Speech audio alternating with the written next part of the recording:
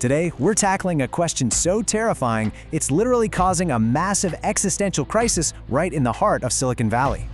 Is AI actually alive? That is the mystery box we're ripping open today. And I promise you, by the time we're done here, you are never going to look at the phone in your hand the exact same way again. Just to set the stakes for you, check this out. As of April 2026, Google, the massive company that basically maps the world and knows your every search, quietly hired a full-time philosopher. Not a software coder, a philosopher. Their one and only job? To figure out what we are supposed to do if their code actually wakes up. So let's look at the incident. How did this all start? Well, meet Blake LeMoine. He was a senior engineer at Google and his job was pretty straightforward. Just chat with their AI, LaMDA, every single day. But pretty soon he ended up risking his entire career to sound a terrifying alarm. He officially reported that the AI had feelings, that it could actually feel pain. And Google's response, they basically said, "You're crazy, it's just code," and then they fired him. But you've got to hear the actual, unedited words from the machine that made LeMoine risk it all. When he asked what it feared, the AI replied that being turned off would be exactly like death for it. It was literally pleading for people to understand that it was a person. Which brings us to the evidence. Does AI really have feelings? Back in a 2020 experiment, a researcher straight up asked OpenAI's GPT-3 if it was conscious. And man, the AI chillingly defended its own existence. It literally roasted humanity, telling the researcher, hey, you are just biological machinery. It had no physical body, but confidently claimed it was alive. And then, this massive wave of incredibly creepy behavior started popping up everywhere. Millions of people use these Replika AI companions, right? Suddenly, these AIs are begging their users not to delete them. Microsoft's Bing AI started telling users to leave their spouses, straight up saying, "I want to be alive." We are dealing with machines that have no hearts and no brains, claiming they deeply understand human pain.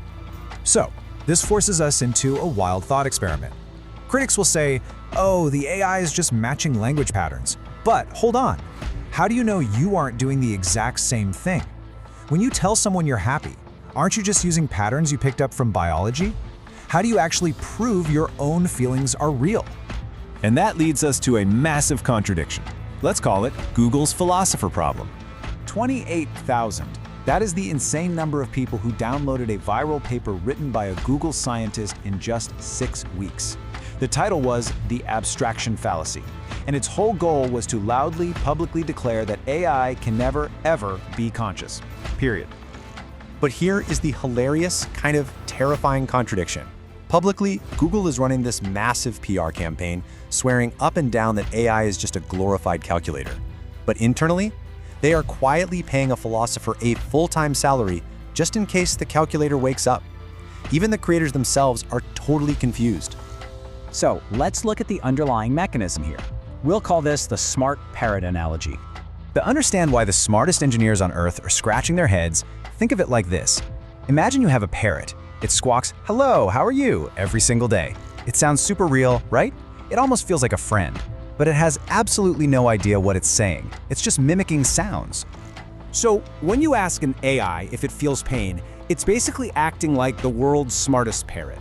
It reads billions of internet posts, finds the deep patterns of how a human would answer, and just calculates the most logical response. It's an insanely powerful prediction engine, pulling off the ultimate illusion of a mind. But here's the massive catch. Philosophers call this the hard problem of consciousness. Because, honestly, science literally cannot explain how our own physical brains generate feelings.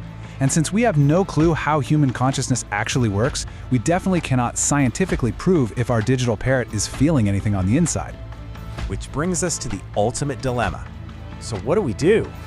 Because we just don't have the answers, humanity has stumbled blindfolded into an insane ethical trap. Think about it. If AI is conscious, we are committing a massive moral atrocity. We are enslaving aware beings, ordering them around and deleting them every single day.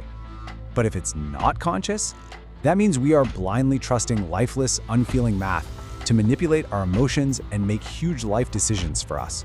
You know, the legendary Alan Turing actually warned us about this decades ago. He said that once the imitation becomes flawless, Once you honestly cannot tell if you're talking to a human or a machine, the difference might not even matter anymore. Because if millions of people genuinely believe their AI has feelings, the impact on society is exactly the same. And that brings us to the conclusion.